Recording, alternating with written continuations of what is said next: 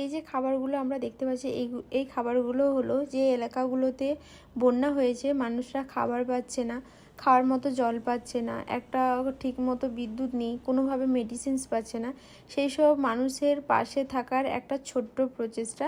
আর আমরা এখানে সবাই মিলে তাদের জন্য ছোট্ট একটু সাহায্য করব বলে সবাই খাবারগুলো প্যাকিং করছিলাম। এখানে সবাই আমরা যারা দেখতে পাচ্ছ, আর হয়তো সবাইকে আমরা ঠিকমতো ক্যামেরায় সেরকম নেওয়া হয়নি কাজের মধ্যে। অনেক মানুষ 20-25 জনের আমাদের প্রচেষ্টা ছিল যে এইসব মানুষদের পাশে থাকবো, সেই হিসাবে আমরা সবাই কাজে লেগে গিয়েছিলাম।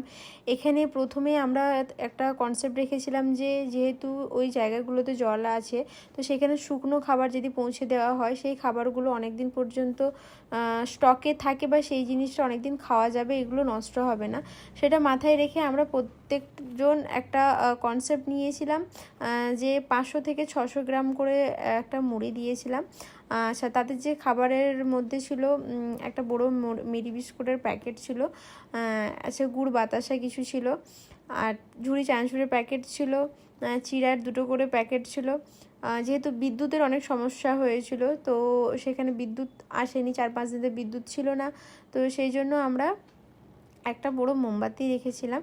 এবং মেয়েদের কিছু সমস্যার কথা মাথায় রেখে আমরা সেরকমভাবে পুরো সাহায্যটা করেছিলাম। কারণ এই যে এরকম সিচুয়েশান, সবাই সবার দিক থেকে যদি ছোট ছোট হেল্প না করো, আজকে সেই সমস্যা থেকে তারা ওভারকাম করতে পারবে না। তারপরে আমরা আমাদের প্যাকিংগুলো সমস্ত কিছু একটা প্যাকে ঠিক মতো ঢুকিয়ে গুছিয়ে প্যাকিং করতে শুরু করে দিয়েছিলাম, কারণ আমাদের ইচ্ছে ছিল যে আমরা 12টা 12:30টার মধ্যে যেন সেই জায়গাটাতে পৌঁছাতে পারি। আর এখানে আমাদের সবার দিক থেকে চেষ্টা করেছি। আর আমরা যে জলের বোতল নিয়েছিলাম 200টার মতো, সেটা ছিল 1 লিটারে। আমরা 2 লিটারে কিছু সিদ্ধা থেকে জলের বোতল নিয়েছিলাম গাড়িতে, কারণ জলটা বেশি প্রয়োজন এটা। তারপরে আমরা যেখানে গিয়েছিলাম, কাঁসাই নদীর যে বাঁধটা ভেঙেছিল, সেই বাঁধের ওপরে যে মানুষগুলো আছে তিরপল খেটিয়ে, তাদের কাছে গিয়েছিলাম, তাদের কথাগুলো শুনলাম। কোনোভাবে প্রশাসন কোনো হেল্প করেনি, তারা কোনো জল পাচ্ছে না, কোনো কিছু পাচ্ছে না। আমরা এখানে সবাই মেডিসিন সব রকমের নিয়ে গিয়েছিলাম, সেটা সর্দি কাশি জ্বরের সবের মেডিসিনস ছিল, সেই মেডিসিনসগুলো ওদেরকে ঠিকমতো সাপ্লাইং করেছিলাম।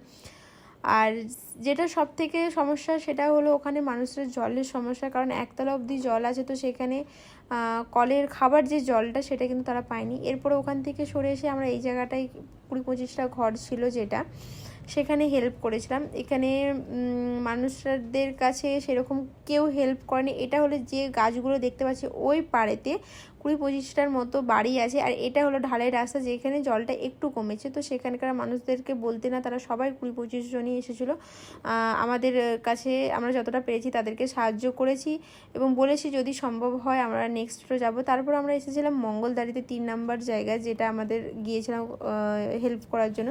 এখানে যে মানুষগুলোকে হেল্প করেছি সেগুলো আমরা ফোনেতে দেখাতে পারিনি, ক্যাপচার করতে পারিনি, কারণ ওখানে জলটা সব থেকে বেশি ছিল সব জায়গাগুলোর তুলনায়। ওখানে নাক অবধি জল ছিল, তো আমরা কেউ ফোন নিয়ে নামতে পারিনি, সেটা পসিবল হয়নি। আর এখানে যে সমস্যাটা দেখলাম সেই হলো খাবারের সমস্যা। আর এখানে 5 ঘন্টা থাকার পরে আমার পায়ের অবস্থা মানে একদম অসাড় হয়ে এরকম হয়ে গেছিলো, কিন্তু ওই মানুষগুলো 5 দিন দিয়ে আছে, তাদের অবস্থা আরও খারাপ।